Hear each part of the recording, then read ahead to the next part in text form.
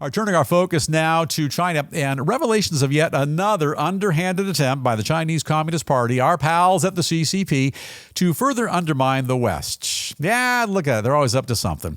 Now, as a direct result of the communist regime's state-subsidized electric vehicle industry, China's automakers are now flooding the global market with inexpensive gas-guzzling cars.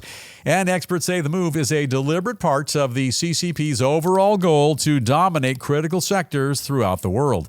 According to reports, China's exports of gasoline-powered vehicles have skyrocketed dramatically over the past 5 years, and even without taking into consideration EVs, they are now enough to make the communist regime the largest auto exporter on the entire planet. That's a lot to think about.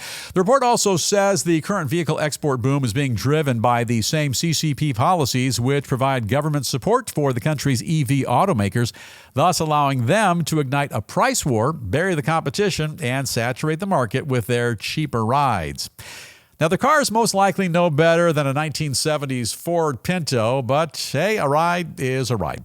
They go on to say the communist regime is currently dumping their surplus of gas-powered cars into a number of emerging and second-tier nations in Africa, Latin America, and Eastern Europe, and that they're now racking up enormous sales in areas that were once controlled by foreign automakers.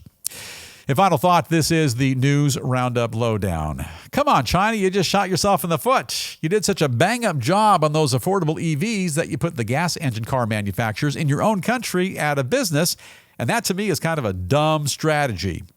On the other hand, maybe it's part of China's grand plan to harm global sales of U.S. and Japanese gas engine cars and trucks. Yeah, it's a peculiar business plan. Some might say they're crazy, and we might even agree. But with one minor caveat. Crazy like a fox. If China can't sell their gas engine vehicles at home, they'll sell them all over the planet. And that could tap into our sales efforts and cause great damage to an industry once dominated by the U.S. Yeah, there was a time when the big three, GM, Ford, and Chrysler, owned the automotive world. And you recall that Japan did what we were doing. They did it a little bit better and at competitive prices. And right now, it kind of looks like history is repeating itself. It's also a little-known fact. Right now, you may be driving a made-in-China car. The Buick Envision, the SUV, fine vehicle, first mainstream Chinese-built car to be sold right here in the U.S., followed by the Volvo S90, also the Polestar 2. I dig that ride. And, of course, that one, the Lincoln Nautilus. Now, to be fair, Polestar and Volvo, good guys, they have since relocated production for U.S.-bound cars. Got to respect that.